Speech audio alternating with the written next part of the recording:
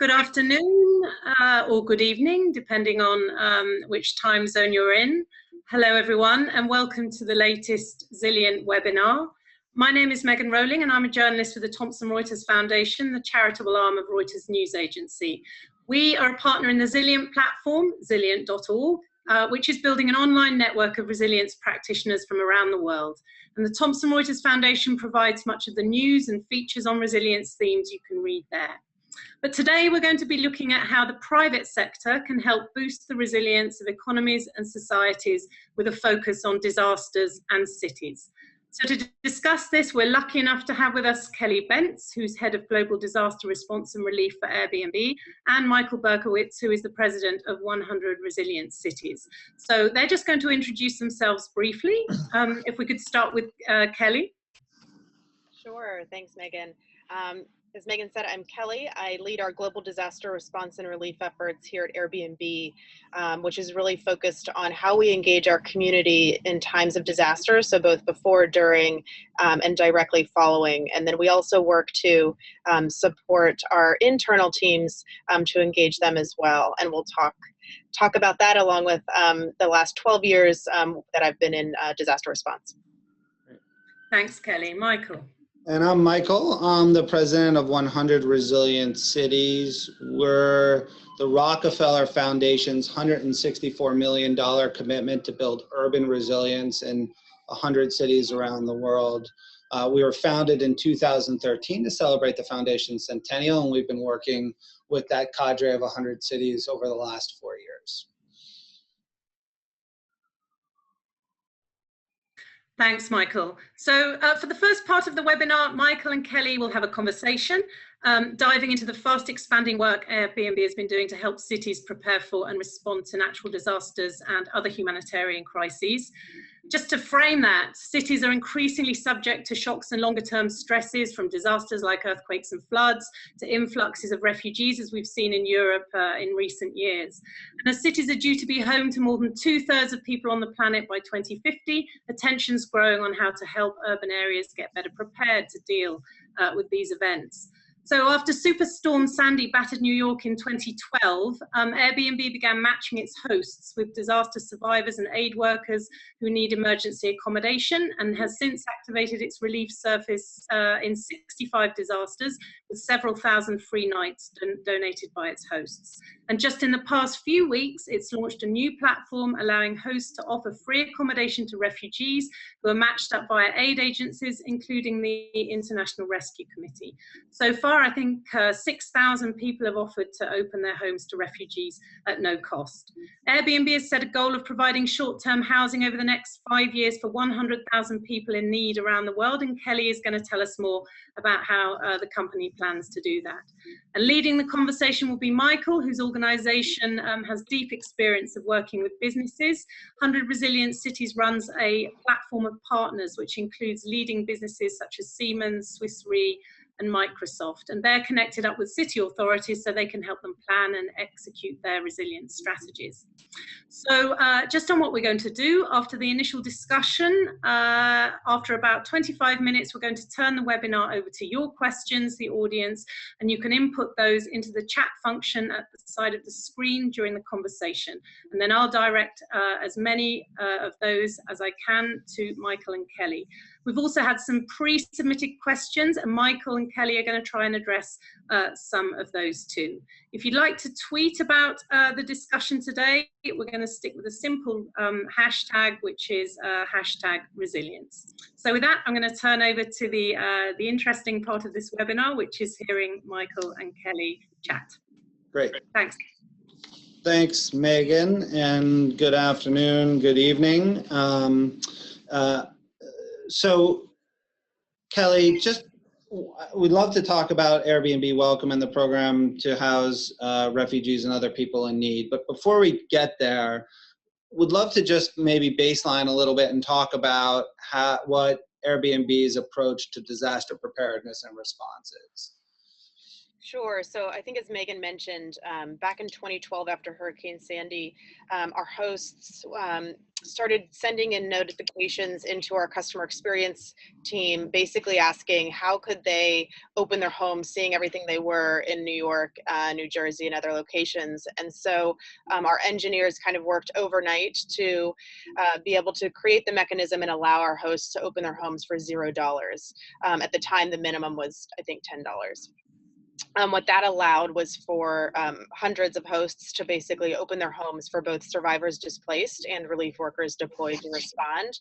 And that was actually in partnership with and announced by the mayor at the time in New York City, which I think typically, and I think we'll talk about this, but definitely helps when we have those partnerships with cities, not just for general public awareness, but then also to understand what's actually happening on the ground, who are the players that are working. Over the last couple of years that I've been here at Airbnb, we've really been building out the program to both bring in subject matter expertise, understand where and how our hosts can most effectively become prepared to respond, but then also engage when something happens. And so over the last couple of years, we've been providing offline trainings in many cities with agencies like the Red Cross or emergency management agencies that provide preparedness training to citizens. So oftentimes there's misperceptions about who our hosts are, and hosts on Airbnb are, you know, people like you and I. And so when we work with emergency management agencies, we're typically saying, you know, these are your citizens in your community. This is, you know, generally the responsibility of the local government to prepare these citizens, but not only do they want to become more prepared, they actually want to help in the response. And so that's been actually a bit of a game changer, I think, as far as how we introduce ourselves in those conversations. Really providing a resource versus asking for anything. So we typically go and work with cities, like I said, typically emergency management agencies, meeting with them to say that we have a few different offerings. One is we can work to help prepare our citizens, and that's becoming a megaphone oftentimes for the information that local emergency management agencies have. As I think, Michael, you can appreciate, typically they have some of the best information, but they're really bad at getting it out. We don't necessarily always have the best information, but we're really good at getting it out. And so trying to marry those two, I think, has been a real win. So what we try to do is on the preparedness side and things, you know, leading up to hurricanes, even at the beginning of the season, we partner with agencies like FEMA and local emergency management agencies to actually send preparedness information that include ready.gov or local authority information to all of our hosts in hurricane-prone areas that actually link to ready.gov and some of those other resources and give very tangible actions. So I think, as we can all appreciate, typically 1 or 2 actions is really as much as people will sort of digest and actually take action on. And so we try to, particularly for hurricanes, ensuring that they have an evacuation route and that they're staying connected in their community. And I think we'll talk about other mechanisms for sort of building that resilience in community. But I think partnerships is certainly a key, both for our community, but also for Airbnb as a company. And it sounds, and I know this also from my own experience, but that the partnerships with local government is so important. What are the conditions that are ripest for these kind of partnerships? Where does it work really well? And maybe conversely, without naming names, but considering that you have this incredible breadth and expanse of cities that you cover, where hasn't it worked well? And what does that look like? Okay, so I will try to do this without saying names of people where it hasn't worked well, but I will highlight people and locations where it has worked really well. And so we'll start there. So an example would be Seattle Emergency Management. Their director there, you know, is gangbusters anyway, but I think just generally how they're organized and their receptivity to thinking differently. So some people may be even aware that they're starting to use their emergency operations center and some of their framework for emergencies for actually their homelessness crisis, which is quite interesting and I think very sort of progressive, right? And so if that gives you an idea, I mean, we've been able to host preparedness trainings with emergency management at their locations. We've been able to send messaging to all of our hosts. We've actually been able to activate in partnership with them. We've developed a MOU. We've been able to notify our hosts that we have this agreement in place so that we are able and more prepared. They've offered for us to come and take a seat if we need to during an activation where the Emergency Operations Center is activated, although knowing that likely our team is remote when something happens and most of our engagement is remote. One of the most recent examples that was really successful was there was a building fire, and there were 3 families that had been impacted that were not able to, that was just not best suited for them to be in a shelter because they needed specific requirements. And our team was able to identify hosts that were willing and able to open their home to those 3 families for the time needed. And I think it's a unique offering because the hosts offer a home versus obviously a larger scenario with multiple other people, particularly when people have special needs. Yeah. And I think so I would say the receptivity of that agency is huge, and the ability to think a little bit outside the box. So to think about how do they engage not only us as a private sector entity, but we're almost viewed as, and we should be viewed, I think, as a community. So our community, we have 3 million hosts worldwide in 192 countries and 60,000 plus cities. And so it's a much different engagement than just looking at us as a corporation.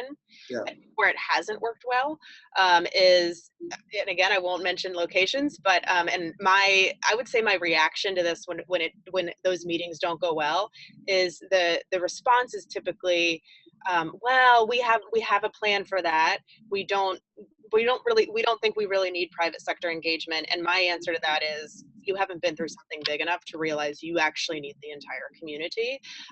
And doing this worldwide for the last 12 years, I certainly feel like I can see it when I see it, as far as when it's going to be a challenge and when it's not. And so I think it's just a matter of education, information, and general cities going through this and realizing they can't do it on their own.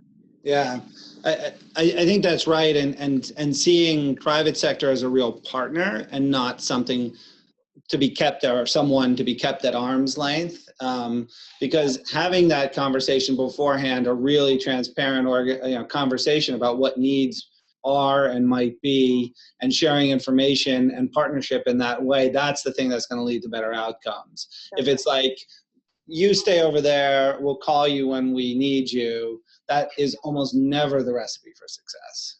Yeah, and I think to that point, I think, many cities have found it valuable. At first everyone thinks of us as homes, right? And so they're like, oh, you guys can house more people. But when they realize actually one of our greatest values is our direct connection to guests and hosts. If you think about it, most cities don't know. They might know how many travelers might be in their city. They have no idea how to reach them. And so we have that direct connection. And when something happens, we actually create messaging and directly link to that local emergency management Twitter handle and their website. So that's one of the biggest things we always encourage, is not just for us, but just generally, is people are typically going to Twitter or they're going to their website, and they need that information as updated as possible, because otherwise people are going to get the wrong information. And as you know, as we've seen social media, it's people just start following whoever has the most followers. And so if we can actually get more influencers tweeting the right information, and they will do it, it's just making sure that the agencies responsible for that information are updating it as quickly as possible. Yeah, I want to come back to this idea as as Airbnb as a community, because one of the pre-questions that was asked was about how to involve small and medium-sized businesses. And this is something that's always really challenged me. In the late 90s and early 2000s, I ran public-private initiatives at New York City Office of Emergency Management. And New York City is full of the big business community. So we had Bankers and Brokers Association, we had the Security Industry, Association, we had the Building Owners and Managers, which were all the big real estate landlords and developers. And those communities were easy to reach. But it's getting to the mom and pops, the local shops and the bodegas. That was always the more challenging thing. We ended up treating them more like, private citizens. So we handled them through our citizen preparedness and awareness campaigns as opposed to our private sector engagement campaigns. But looking at Airbnb, it almost strikes me as this might be a model. Now this is 20 years later or something like that, but this might be a model for ways to engage small and medium-sized enterprises in other ways.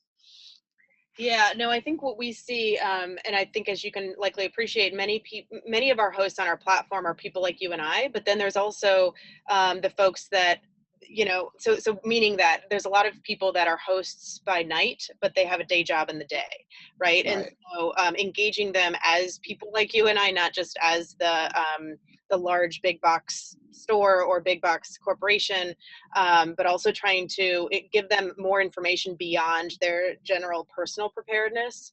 And I think this kind of goes to, I think back to the days when I was at Target, and one of the, I would say, better programs we had on the preparedness side was actually sending, looking at our employees as people in the community where we could send in preparedness information, not just to the stores to inform them as employees, but actually give them information for personal and family preparedness. Right. And I think, not just looking at private sector as what they offer as a company or as a product, but like their people are their greatest asset. And I think that's what you're getting to is the individuals that live in those communities that are that neighborhood. Yeah. Like I think about myself, I'm an employee of Airbnb, but in my community, I know all of my neighbors, I know my my local laundromat, et cetera. And so getting the information to as many people as possible through those various channels, I think is, both a responsibility and a good thing, the right thing to do for those companies. And I love this idea of Seattle using this to address homelessness, as well as using their emergency management protocols and systems to begin to address homelessness. Because one of the things we've been talking to communities and to our cities about is how can you get more resilience value for every intervention?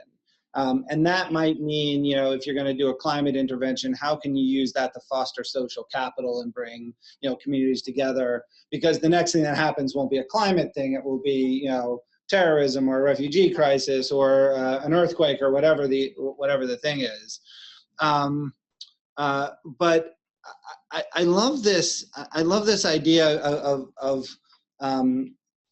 of thinking about emergency management systems, and we've been thinking about it in terms of CERT, community emergency response teams. Right. If you just think about them for the big disasters, they almost never get deployed because you don't have that many big disasters. That's right. But if you think about them as ways to build community, then they start to, meet each other, meet their neighbors, do some more deployments, and all of a sudden that becomes really powerful. Have you seen any other examples of that anywhere around the world, either at your time at Airbnb or at Target? I mean, to be honest, like I think back in my NGO world when I lived in New Orleans, and we would, I personally would evacuate, and even just, both in my role serving on a VOAD board, having to go to Baton Rouge and serve out of the, Governor's Office of Homeland Security. Yeah. And I think back to like my neighborhood block, and while we weren't a formal CERT, we had like a block captain, and he would take all of our keys, and I would come home and my yard was already cleaned because he would refuse to leave. Now I do not advocate that, but we always had, and I think that's very unique to certain neighborhoods. Certainly New Orleans is known for knowing your neighbors, your porch, and there's that kind of community building. But I think to your point, wherever you can build these communities, you start creating these connections. And I think both in my time in New Orleans, learning after Katrina, what people wish they would have done before was because they knew each other so well, something that is that major. When they left, they actually didn't even have each other's cell phone numbers, which is fascinating because they didn't need them. They saw them every day. They saw them on the front porch and they would say hi. And I think that's just as important as ensuring you have some of these other connections. And I think where we see the value, we've built these, some people may have heard of them, but they're these, our Airbnb host sharing clubs. And these are communities of hosts basically sharing best practices on hosting. Some of these aren't even Airbnb led, like these are host sharing clubs all over the world. There's over 100, I think there's they're just continuing to grow. But I think that we see that as an avenue for us to also prepare those communities. So when we go out, this is where we'll engage an agency like the Red Cross or like a Civil Protection Authority or Interior Ministry in other countries, and bring them as the expert to those sharing clubs and actually be able to bring some level of expertise, information, but also combine that with kind of a, community building, so there might be a wine tasting or something afterwards, but like making it fun and engaging while sharing necessary and relevant information. Yeah, and I think the New Orleans example is a great one. I mean, partly the story from New Orleans, and you would know this better than I, but is that New Orleans might have survived precisely because there was that kind of community. If I think back, if New Orleans had been a sort of nameless, identityless Midwestern city, we might have just written it off and said, you know what, this was a bad place to put a city at the mouth of the Mississippi, right next to the super warm Gulf of Mexico, below sea level. Let's just relocate completely. And the fact that New Orleans had a strong identity and had people that knew each other there, that is part of a community resilience. And I think, partly it's a private, to your point, this is a private sector role, but also a public sector and community institution role of how we begin to create and foster that, because it's that kind of identity and familiarity and those bonds, that cohesion, that's the difference between a community surviving and hopefully ultimately thriving after a big disaster versus one that doesn't. Yeah, no, I think it's super important. And one thing that just kind of came to mind that I feel like there's almost this identity crisis happening because there's this, obviously the scale, scope, and frequency of disasters is only increasing, right? And so more and more cities are having to deal with this. But what was originally built is sort of, and excuse the term, but sort of a good old boy system in a lot of these sort of civil protection authorities and emergency management agencies. And this is certainly true. I think a great example is in Australia, where most of the way that they were built was around fire agencies, right? And so you would literally have a good old boy system there. And the emergency management Victoria actually was super progressive and just really strategic. They basically have placed an old fire chief as the commissioner of emergency management Victoria, who is extremely innovative and wants to make a change. And so he gets along with and understands the current dynamic while also making these other innovative changes, bringing tech companies in, working with the community. And I think it's going to take this sort of, and I don't think it's not necessarily a generational change. It's literally just sort of it's part of the times, I think, of integrating all of these pieces together and being thoughtful around how communities can best receive, how to best sort of connect. So there's both this very hyper grassroots community building effort that has to happen while also organizing the actual government response. And I think there's a way to combine and connect those two. It's just a matter of everyone kind of shifting the way that they've thought previously as to how things should or could work. Great. So, fire is a nice segue to an incredibly tragic event that happened recently, and that's Grenfell Tower fire in London. Mm-hmm. Talk a little bit about Airbnb's response to that and what you did and what you continue to do. Sure. So I think, that is a great example of a very awful, large, tragic building fire that, took the lives of many and way too many in a local, for us, a local community that is one of our largest communities from a host perspective, and also our, one of our largest local offices from an employee perspective. London. You're talking about London here. Okay. Yeah. And when you look at this, like there's, as you're well aware, there's hundreds, if not thousands of building fires every single day all over the world. But what happened here, we did take a very similar approach to what we do in many markets, which is first reach out to all of our local partners on the ground to understand who's leading the response, where is the greatest need, and then also having to educate and inform our leadership on the ground there, as we have kind of an internal crisis response framework that we activate in these times, where we work with our government relations leads, we work with our country managers, we work with our communications teams to both make a recommendation for how we respond, but then also which partners we reach out to, and kind of explain that, you know, in the situation as Grenfell Tower, many of those survivors lost their home and we're not going to be going back. And so initially people think, okay, staying in an Airbnb is like perfect.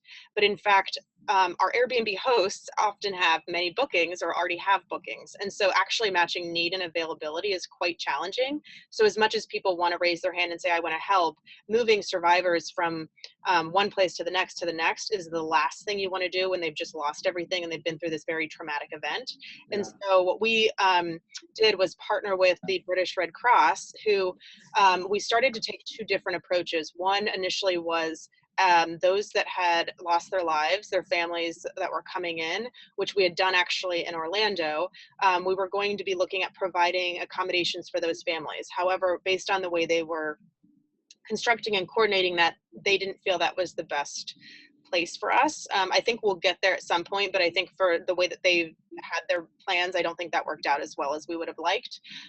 But where we landed was really helping the relief workers for the Red Cross come in and supporting them through our Airbnb accommodations. And so we're continuing to work with them, while at the same time, many of you have probably seen the news where many of the local councils have now either evacuated certain buildings or locations to basically increase their fire safety precautions in buildings so that they don't go through the same thing that Grenfell Tower did.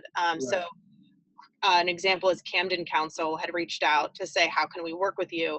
The difference there is typically the government, actually the council actually has to provide payment for those locations just based on certain obligations. And so again, it looks very easy for us to ask Airbnb hosts to open their homes, but then on that flip side, they ask, well, the government's supposed to be doing this. So what we try to do in that situation is create the ability to make it easy for Camden Council to offer Airbnb as an offering to their constituents, but not something that we're asking our hosts to open their homes for $0.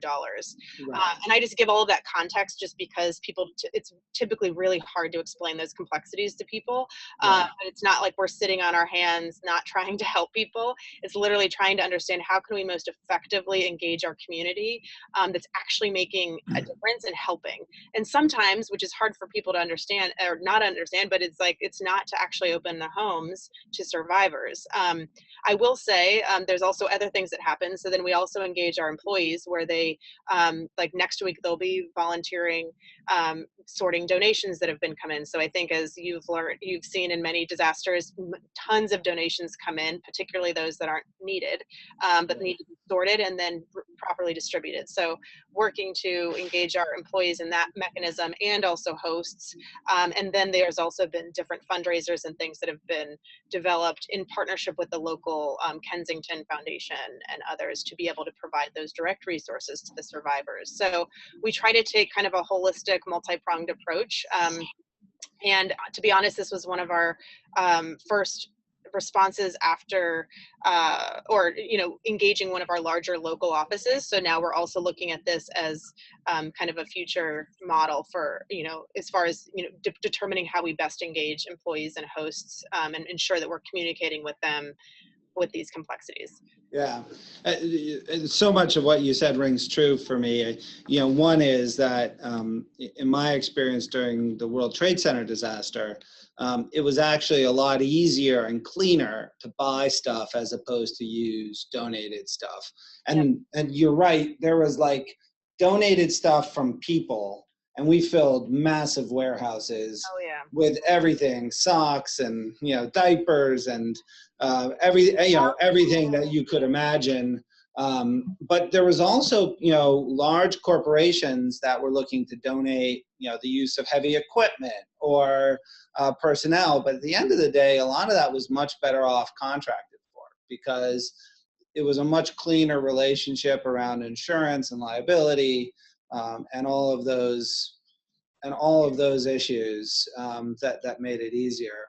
And I can relate to your hosts in Camden, where it's like the government has a responsibility it just seems a lot cleaner to use that resource, but in fact to have the government pay for it in some ways. I just had one follow-up question though about, when dealing with the local councils. So London is like many cities around the world, and this is a big issue for urban resilience building. Yeah. It's this tension, and we were just talking about Australia too, where Melbourne or Sydney are one municipality in a greater Melbourne or Sydney area of 30, 40, or 50, and there's not a good governance structure over the top of that. And London has a slightly more evolved structure where you have the Greater London Authority and specific boroughs and councils attached to those boroughs. Talk about how you approach those levels of governance in all of the cities. Is that a really challenging thing, and how do you address it?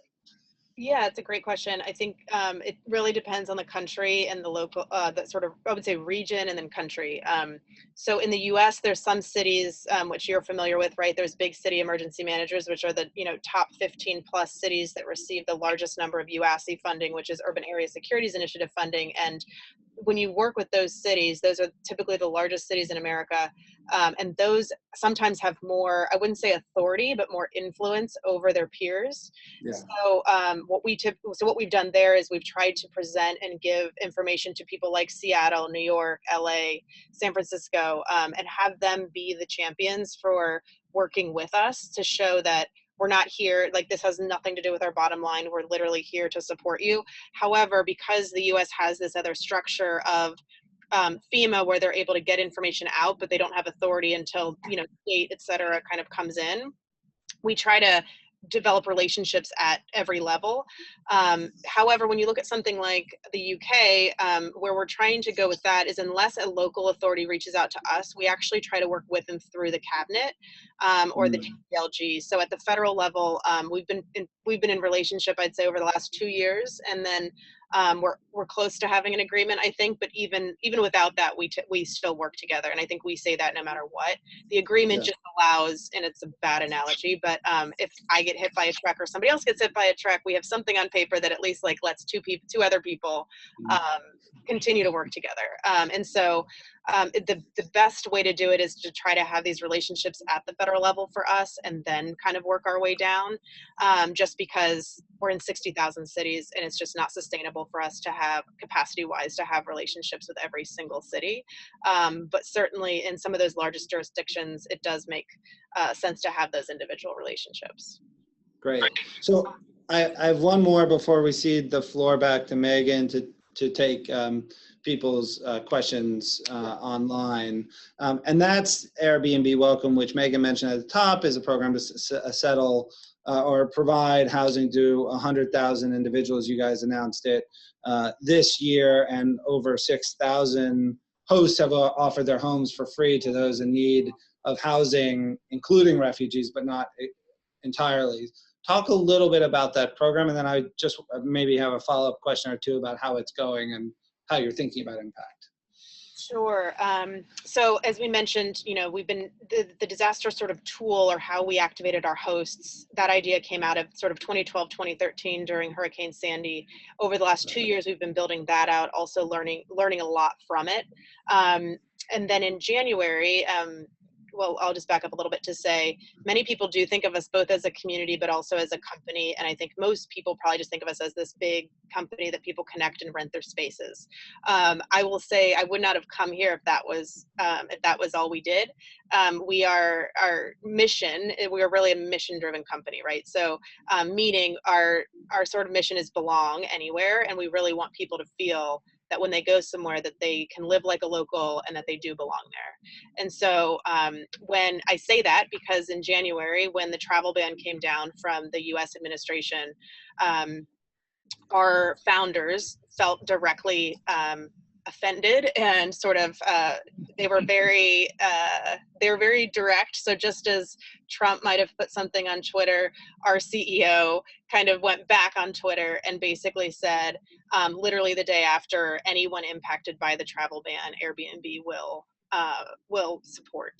And so that was very interesting. And when our CEO did that, I knew that was pretty much me and my team. And then building out this much larger team across the company to do that, which we did. We've now, I think, hosted close to 300 people that were impacted by the travel ban, and that was everybody from refugees to people that were coming in that had been translators for the U.S. government. There were many different cases. There was a family that had been here for their child's medical care, and they couldn't go back. They couldn't go back home because if they would have gone home, they couldn't come back in to get more medical care. So it was quite a interesting and a testament, I think, to our company's commitment to belonging. And so out of that, our founders actually decided to purchase a space during the Super Bowl, and they created an ad, and it didn't mention Airbnb at all. It was just all about belonging and accepting differences. And what they did was then at the end had a hashtag, which was #WeAccept, which ended up being the second most used hashtag after #Super Bowl during the Super Bowl, which was pretty powerful. And what ended up happening is you followed that to a link that we had that had a letter from our 3 founders explaining why we did this and made this stance. And then that linked to the ability to list your space.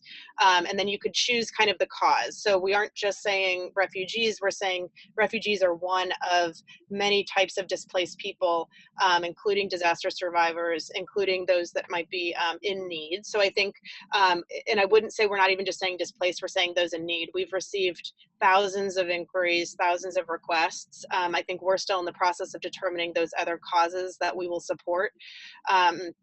But I think for us, we believe this is core to our mission, has nothing to do with our bottom line, but has everything to do with just sort of delivering on the commitment that our founders made.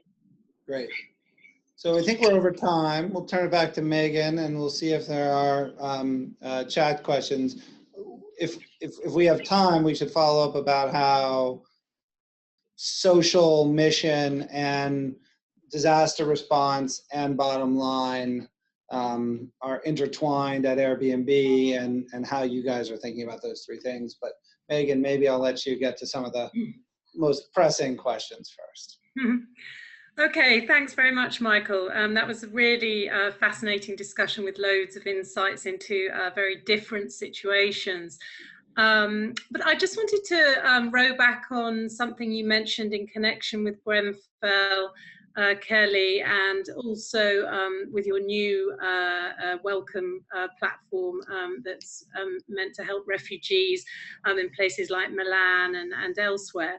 Do you see that as a long-term solution for the refugees when it comes to accommodation that you're helping, or is that a kind of medium-term solution? Because as you say, with Grenfell, people are looking for, you know, where am I going to live after this? And so temporary accommodation is maybe not so appropriate. So I was just wondering how you see that new platform in that light.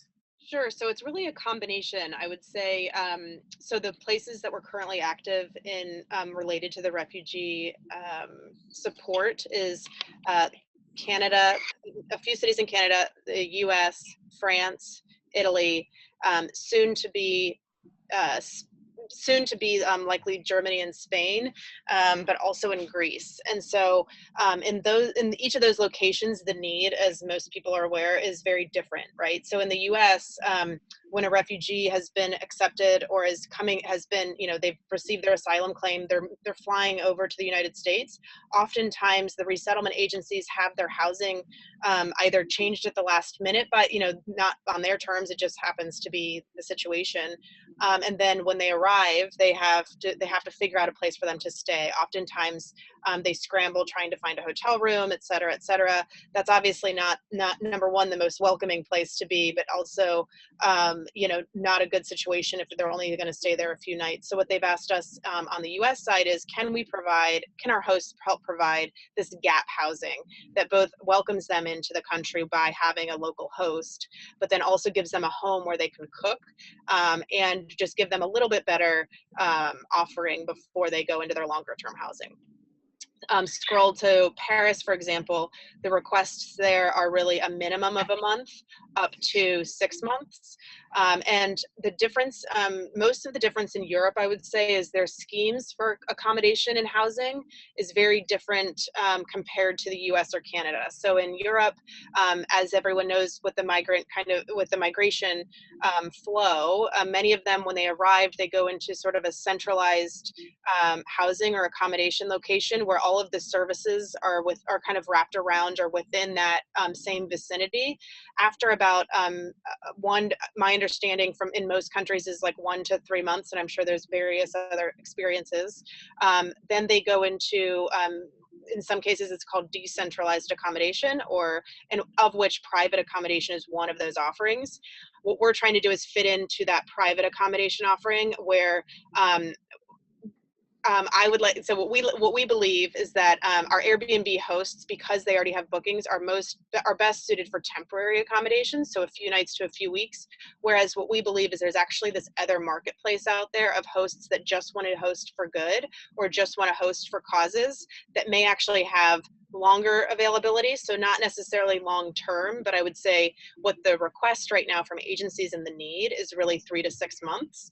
And we do believe there are people out there willing and able and available to do it. They just don't have a mechanism to do it. So we're trying to test that theory in multiple markets, and we're still working on kind of refining product and host acquisition strategy, but that's kind of our thinking behind it. So it's very important to look at the context and the way things operate in terms of asylum systems and that kind of thing, and try and adapt your offer to that. That seems to make an awful lot of sense. Otherwise, you know, to have a successful operation in different places. Michael, I have a question in from the audience, which I think may be one for you.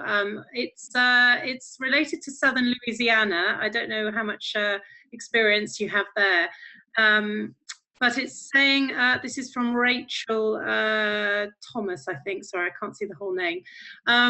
As a result of coastal land loss and climate change in southern Louisiana, areas that have not previously flooded may have an increased flood risk in the future. How do we engage small businesses in these transitioning areas to begin preparing for that future, to create more resilient businesses? And we had an article about this actually, about young people wanting to stay in southern Louisiana very recently on Zilliant, but saying that, you know, for that to happen, business has to be there, has to stay, has to flourish. Yeah, I have maybe a couple of sort of related comments, and Kellie actually probably has more experience in southern Louisiana since you live there, but two interesting thoughts related to that question. One is that southern Louisiana is having land loss at a rate and has a climate threat that is so acute right now that this issue about managed retreat, which areas we save, which we need to retreat from, what does that look like? How do you engage people and the small businesses there right now and make some decisions, because you know, they will be able to save part of the wetlands, but there will be other parts that will not be able to be saved. How does that whole thing happen? That is something that is happening now and going on now, and we will be able to, over the next decade, learn from those experiences and understand how that process worked or didn't. And so I think as a laboratory for how we talk about climate change, which all over the world we're going to face, but is being faced now in an acute way in southern Louisiana and the whole Louisiana coastline and wetlands, that is something that we're getting a preview for the rest of the world. And so you know, learning some of those lessons is going to be interesting, and yet you know, tragic and traumatic for those who are impacted. So that's one thing that question, I don't know if I'm going to answer it exactly head on, but these are the two smart things I have to say about this generally. The second is, something that's been really interesting in our work in New Orleans has been that New Orleans is both overexposed to the petrochemical industry and overexposed to climate change. And so one of the things that New Orleans is setting about doing intentionally is to try to turn that liability of being a city that floods and has water management issues and all of those things into an asset. And so as part of a resilience play, New Orleans is thinking about how can they convert the regional economy away from petrochemical industry and to a water management export economy, a la the Dutch.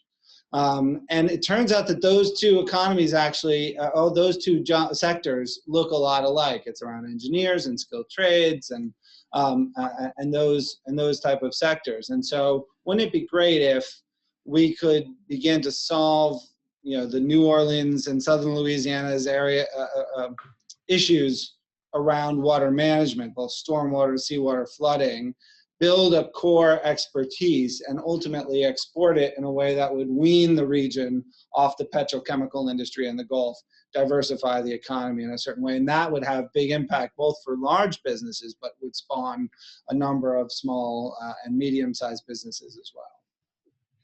Yeah, that's certainly the strategy that I was hearing from some of the officials too when I was there in March for the big resilience conference. Kellie, did you have anything to add on that from your experience? I think strategically in big world, that's amazing and would be really awesome to implement it. Hopefully that is the direction it takes. I think for some of the smaller businesses, in this moment or over the next few years in real time, maybe some of the sort of direct feedback or offerings, I would say, is ensure that you understand what insurance you have as a small business and what you need for those types of disasters that you are at risk or prone to.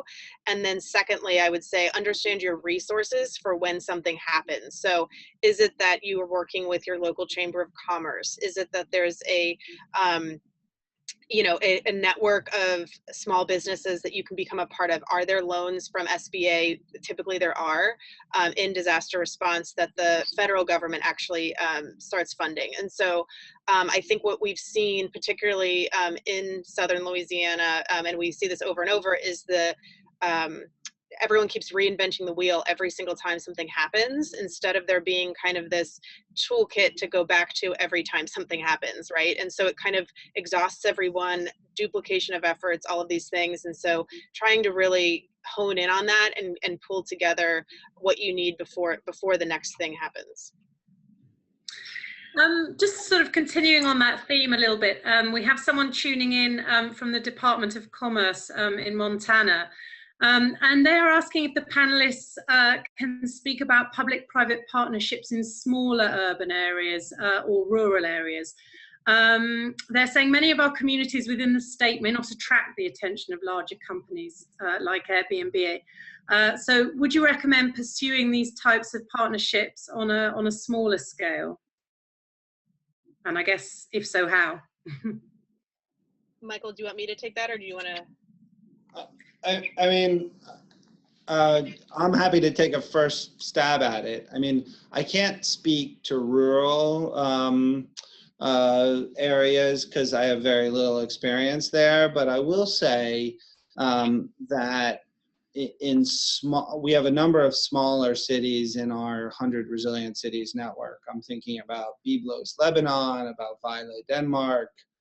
Boulder, Colorado is closer to Montana, wealthy, fairly high-profile city, which may not be analogous to the question you're asking.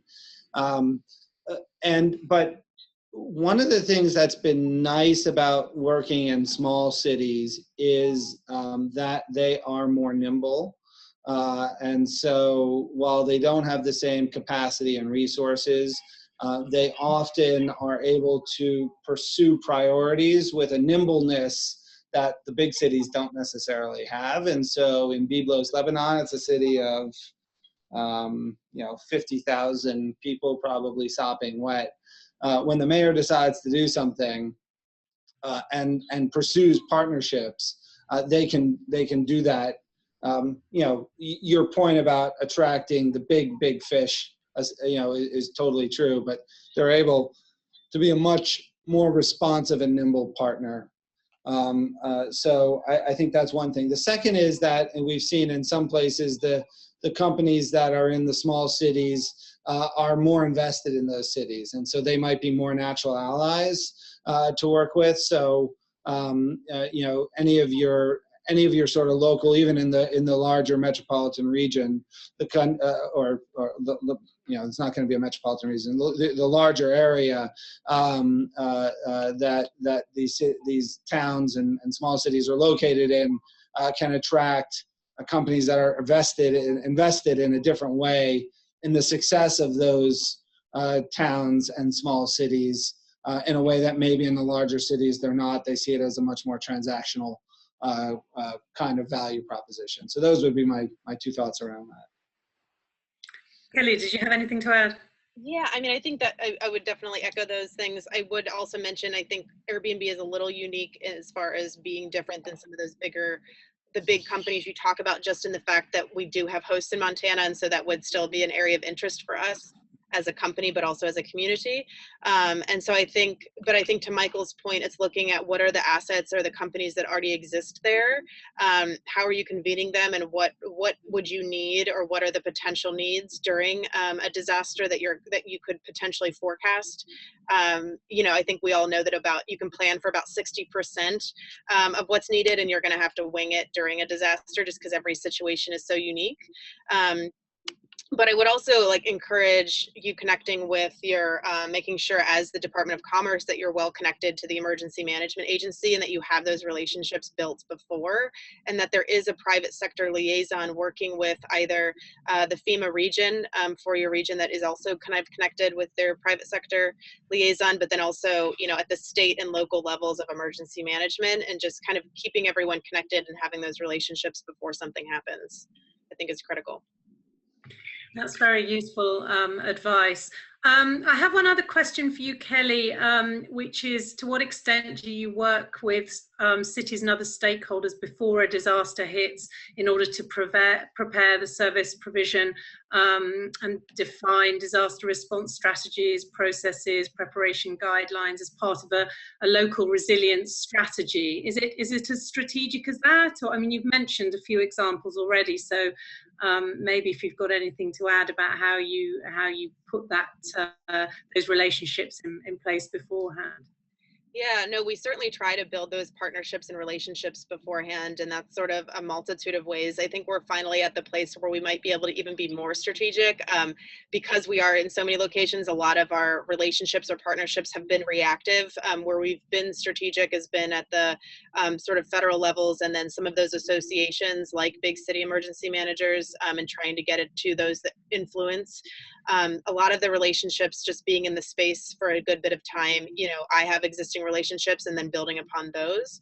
And then also we target certain conferences so that we can get the information out, so that certain cities and local folks can understand how to reach us in a time of disaster, so that if we don't have time to build that partnership pre-disaster, they can certainly reach out to us during and be able to, and we can then start working with them when something happens. But when we do have those relationships beforehand, we typically build out a memorandum of understanding or partnership agreement that then is very clear what our roles and responsibilities are in that partnership, and then try to outline sort of operational protocols based on that, which is mostly just sharing contact information and knowing who the right person is to connect with when something happens, and then trying to identify those touch points. So if it's, you know, in the States, if it's National Preparedness Month, if it's in Australia when it's bushfire season or leading up to that, if it's, you know, finding those moments where you can take time to send preparedness messaging,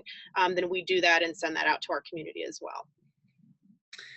That sounds like very useful practical advice. Again, Michael, as we don't have a huge amount of time left, I just wanted to ask a broader question to you about the wider picture. What, in your view, in your experience of working with many different cities, is needed to really bring private sector into resilience building, whether it's more short-term disaster response or longer-term strategies to really bring them in and catalyze those relationships and get more companies involved?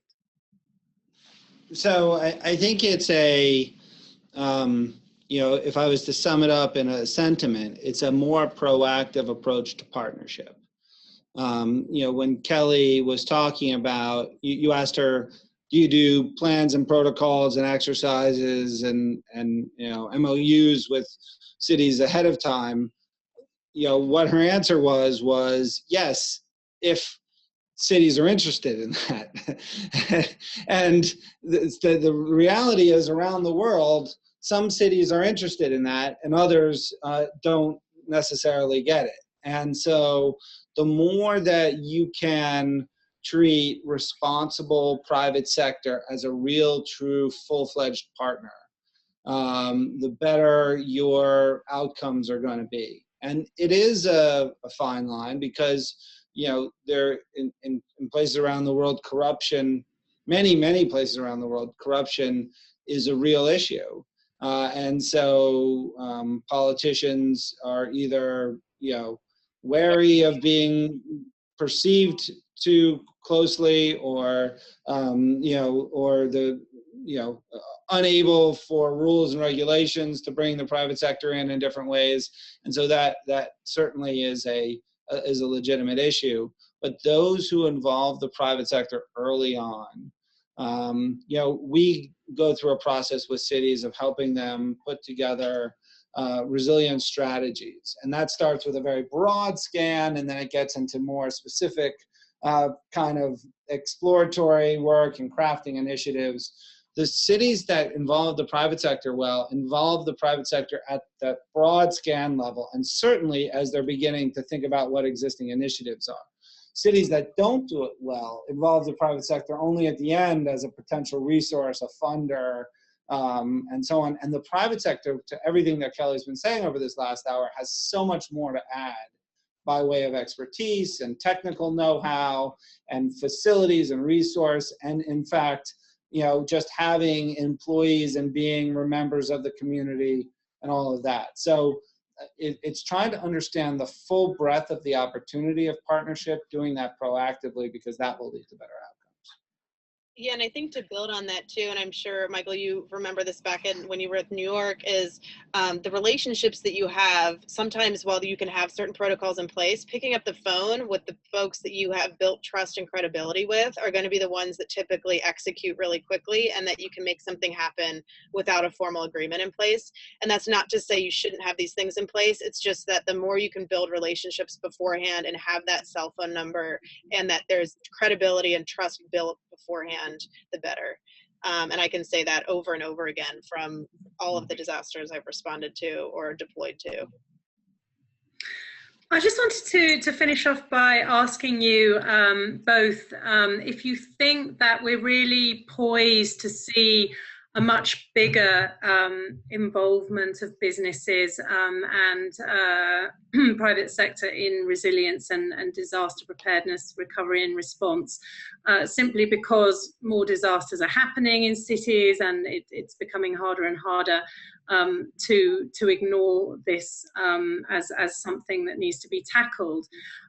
Where do you think we'll be heading with this in the next 5 to 10 years? Michael, would you like to start? Yeah, I mean, well, I would say that, in every disaster, the private sector is massively and inextricably involved. The question is, are they involved in a joined up way with the government and civil society authorities, or are they involved in a separate way? Because disasters impact all of us. And the private sector, you look around, I'm sitting here in my office in New York, and almost everything I can see is private sector owned and operated. And so, the private sector is for sure going to be involved. The question is, how are they going to be involved? I would say cities have a particularly pragmatic, innovative, can-do way of approaching all of the things that they do. That's why they're so fun and inspirational and refreshing to work with in these times. So to the extent that cities garner more authority, and are able to drive this more, I think that that practical, innovative side will make it so that the private sector is more joined up with the response efforts. To the extent that cities are less empowered and that authority sits somewhere higher, whether it's at the state or the national level, then I think that that will continue to be uneven over the next years, and potentially suboptimal. Okay, and Kellie, do you see that more companies are going to start taking a proactive approach? Get really stuck in like Airbnb and come up with new ideas and be innovative in this space? I would say yes. I don't think there's going to be a choice, right? So regardless of if they're preparing to, to be as integrated as we might be, I can't say for sure, but I would say that there's not going to be as things are both natural and man-made, I think it's just going to become pertinent. And I think it obviously behooves everyone to get a little more ahead of it and build these partnerships. Thank you so much. You've been very generous with your insights, Kellie, about Airbnb's policies in this area. And Michael, so great to have your breadth of experience and insight into so many different cities and how they work. The one thing I'm taking away, I think, at the moment is the real importance of partnerships, and that those cannot be underestimated. And must be nurtured, whether it's within communities, between communities and governments, between private sector and governments, etc. So thank you very much indeed. We've come to time, so we're going to have to finish now. I'd just like to say that we will have a write-up of the webinar on the zilliant.org website in the coming day or two. So everybody who's on the webinar, please do visit zilliant.org, and you can carry on the conversation there. But for now, I'd like to thank our guests very, very much, and also the participants in the webinar. And please do stay in touch and carry on talking with us at Zilliant. Thank you very much indeed. Goodbye, everybody.